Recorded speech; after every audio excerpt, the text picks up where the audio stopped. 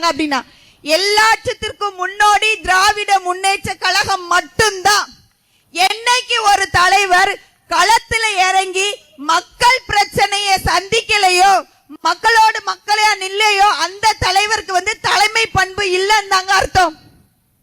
இன்னைக்கு நினைச்சு பாருங்க, ஒவ்வொரு தொகுதியில இருக்கிற எம்எல்ஏ போய் கேளுங்களேன், அந்த மக்களுக்கு தெரியுமா? தெரியாது. அவங்க யாரும் களத்துல வேலை பார்க்கல. ஒரு தலைமை பண்பு, ஒரு தலைவன் என்பவன் களத்தில் வேலை பார்க்கணும். அப்பதான் கஷ்டம் தெரியும். இன்னைக்கு நீங்க எல்லாரும் சேர்ந்து அண்ணாச்சி அவர்கள் இந்த இடத்துல அமர வச்சிருக்கீங்கன்னா, நீங்க எப்பனாலும் அவரை தொடர்பு கொள்ளலாம்.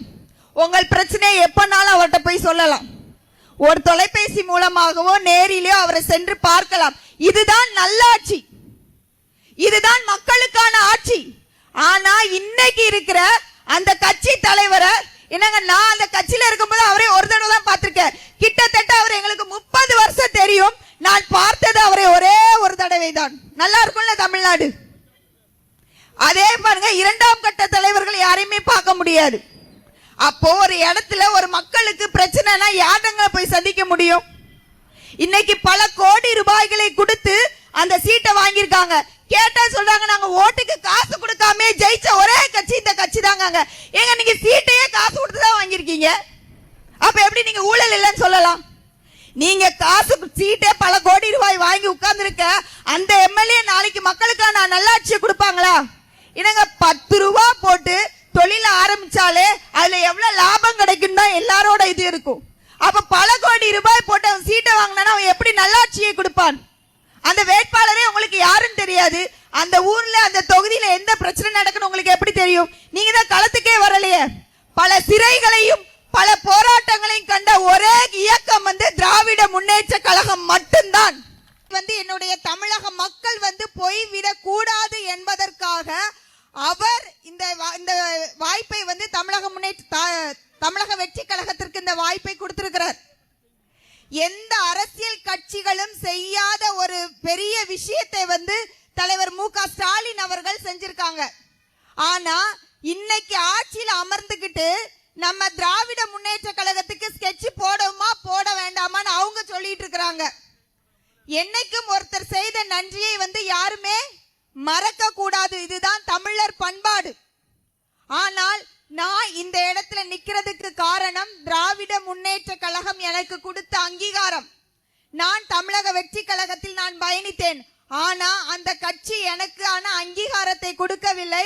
திராவிட முன்னேற்ற கழகத்தின் தலைவர் ஸ்டாலின் அவர்களும், அண்ணன் உதயநிதி அவர்களும், அக்கா கனிமொழி அவர்களும், என் அன்பான சகோதரர் அண்ணாச்சி அவர்களும் எனக்கு கொடுத்த இந்த வாய்ப்புக்கு நான் முதற்கண் என் நன்றியை தெரிவித்துக் கொள்கிறேன்.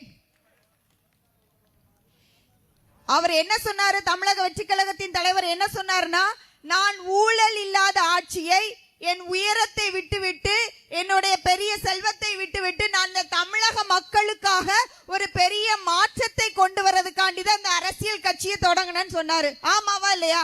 ஒரு பெரிய மாற்றத்தை இந்த தமிழகத்துல நான் கொண்டு வருவேன் அப்படின்னு சொன்னாரு. என்ன மாற்றத்தை கொண்டு வந்தாரு? இதற்கு முன்னாடி ஆண்ட தலைவர் எம்ஜிஆர் அவர்களை அவர் எடுத்துக்காட்டா சொல்றாரு. அவர் எப்படி ஆட்சி செஞ்சார் அப்படின்னா, அவர் கட்சியை அவர் சொந்த உழைப்புல சொந்த காசு போட்டு வளர்த்து கட்சியை உருவாக்குனாரு. ஆனா அவர் எக்ஸாம்பிளா சொல்ற இவரோட பணத்துல இருந்து 1 ரூபாய் கூட செலவழிக்கல. அதுதான் உண்மை. அடிமட்ட தொண்டன் அவன் உழைத்த 1500 கொண்டுதாங்க இந்த கட்சியை வளர்க்கப்பட்டது. இந்த கட்சிக்கு உண்மையாக உழைத்தவர்களுக்கு எந்த பதவியும் பொறுப்பும் கொடுக்கப்படவில்லை. இன்றைக்கு திருச்செந்தூர் சட்டமன்ற தொகுதியிலே வேட்பாளராக இருக்கிற ஜே.கே.ஆர். முருகன் எத்தனை கோடி கொடுத்து இந்த வேட்பாளர் வாங்கினார்னு எங்களுக்கு தெரியுங்க. அதை நான் நிரூபிக்க தயாரா இருக்கேன். அவருடைய மனைவிக்கு துணை பொதுச் செயலாளர் கொடுத்தாங்க. அவங்க எத்தனை கோடி ரூபாய் கொடுத்து இந்த கட்சியில இந்த வாய்ப்பை பெற்றாங்கன்னு தெரியும். இத்தனை ஊழல்களையும் செஞ்சுட்டு அவங்க சொல்றாங்க, ஊழல் இல்லாத ஒரு மாற்றத்தை உருவாக்குறதுக்கு நாங்க தமிழக வெற்றி கழகம் வந்திருக்கேன் அப்படின்னு சொல்றாங்க. என்னங்க, 234 தொகுதிகளில 150க்கு மேற்பட்ட வேட்பாளர்கள் பணத்தை கொடுத்துட்டு தான் வந்திருக்காங்க. இதே இருக்கிற நம்ம ஸ்ரீவைகுண்டம் தொகுதியில ஜெயிச்சிருக்கிற எம்எல்ஏ சரவணன், எல்லாருக்குமே தெரியும் அவர் எப்படிப்பட்டவர் என்று. தெரியுமா தெரியாதா? இவரை வச்சுதான் நீங்க ஊழல் இல்லாத ஆட்சியை இந்த ஸ்ரீவைகுண்ட தொகுதியில உருவாக்க போறீங்களா? சீக்கிரமா அவருக்கு அமைச்சர் கிடைச்சிரும் சொல்றாங்க. நல்லாதான் இருக்கும் கட்சி. மக்களும் நல்லா தான் இருப்பாங்க. இன்னைக்கு இந்த இடத்துல உட்கார்க்கிற அண்ணன் அனிதா ராதாகிருஷ்ணன் 6 முறையை கடந்து 7வது முறையாக இந்த திருச்செந்தூர் தொகுதியில வந்திருக்கிறாரு அப்படின்னா அவர் மக்களுக்கு எவ்வாறு நலத்திட்டங்களையும் நன்மைகளையும் செய்திருப்பார். எந்த ஒரு சட்டமன்ற வேட்பாளர் மக்களோடு மக்களாக களத்தில் நின்று மக்கள் பணியாற்றுகிறாரோ அவருக்கு தான் தொடர்ந்து வெற்றி கிடைக்கும். அதற்கு சிறந்த உதாரணம் நம்ம அண்ணாச்சி அவர்கள். ஆனா நிறைய தொகுதியில அந்த தமிழக வெற்றி கழகத்தின் தலைவருக்கு தெரியாது யாரு வேட்பாளர்னு. அதுதான் உண்மை. அந்த வேட்பாளரோட ஹிஸ்டரி தெரியாதுங்க.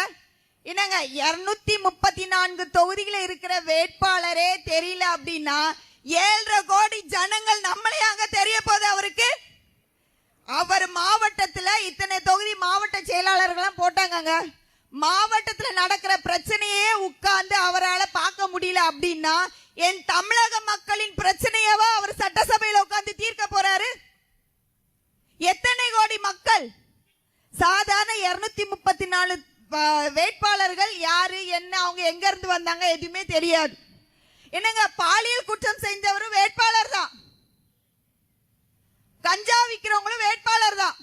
ஆட்டோக்காரனை அவர் பெரிய பதவி கொண்டு வந்திருக்காரு, அவருக்கு எம்எல்ஏ கொடுத்திருக்காரு. அவரோட ஹிஸ்டரி எடுத்து பாருங்க அவர் எப்படி வந்தாரு அப்படின்னு. இதே ராஜ்மோகன் அவர் சொல்றாரு, எனக்கு அண்ணன் சொன்ன மாதிரி அடுத்த மாசம் எங்க அம்மாக்கு வாடகை கட்ட முடியல,